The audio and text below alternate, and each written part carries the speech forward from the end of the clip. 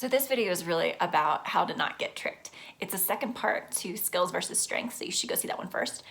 But it's just something that I've noticed and something that actually I was taught as a career counselor as well.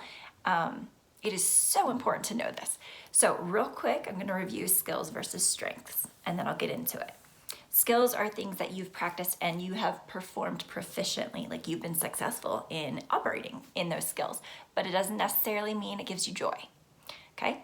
Strengths are innate natural abilities. Usually they're things that you are interested in and it usually comes effortless to you. And so you will have to grow in skill in using those strengths. Like that's why a kid who's naturally good at baseball then gets coached by really good coaches, right? You want to grow in that area. But if it's a natural strength, if it's a natural strength, then that is really what you want to focus on because it's going to come so much easier for you. So I'm going to tell you an example of a story of how you can actually get tricked by the workplace, by doing jobs, even in school, because you kind of have to be proficient in everything in school, right? You're kind of getting graded on every single subject. And so when you enter the workforce and when you go through life as an adult, it gets a little bit harder to say no to things. Because you almost feel like you can't, like growing up. But one of the most important things that you can learn as an adult is to say no to things. So here's a scenario. It's made up, but I want you to follow along with me.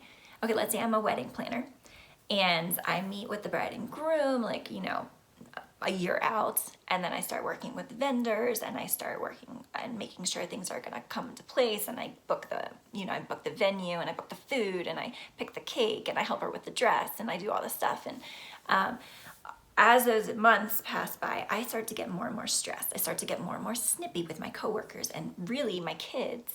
I'm like angry all the time with my children.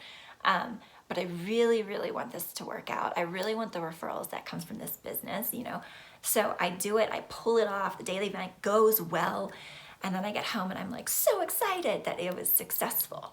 But I also go home and I fall flat on my back on my bed and I am like so relieved it's over. Okay, you need to discern between those two things.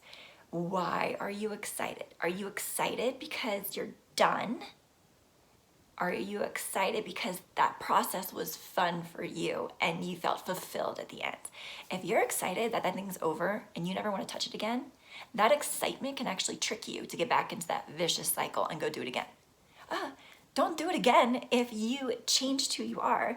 Don't do that again if you were so stressed that it totally ruined your family life and made you a neurotic mess. Okay? So you have to discern things. When you get to the end of a project or to the end of something, you need to figure out, oh my word, like how did that really make me feel throughout the process? Was it coming from a place of joy?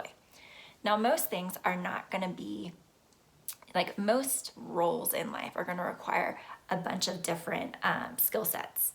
So for me personally, if I had been in that position, I like working with people. I love brainstorming and coming up with ideas. Coming up with a venue would have been fun, talking about the dress. But what I don't really do is set a goal and work backwards. And I don't really love managing a ton of different details, right? Working with all those vendors and really making sure that things are happening at a certain time and having all those details like on my shoulders, that would be really stressful for me. So you can do that with your own jobs. Like guys, you can dissect the jobs that you do and say, okay, I like this part of that, but I don't like this part. I like this part, but I don't like this part. And really assess, okay, where are the parts that I'm getting energy and where are the parts that are totally not fun for me and it's making me miserable. Now you may not be able to rearrange that role, right, in the job that you're in right now, but if you were to ever leave that job, it gives you so much information moving into that next job, right? So you wanna make sure that you are aware of these things and that you are discerning what really gives you life and what really drains you and stresses you out. And you can even ask other people, because I bet those closest to you kind of know when you change, when you get stressed, and then when you start to act a little different. My husband totally knows me. But yeah, ask people close to you. So I hope that was helpful, guys. Don't get tricked by success, okay? You have to really enjoy the whole process of operating in a strength or operating in a role to really find fulfillment in life. So I'll talk to you guys later. I hope that was helpful. Bye.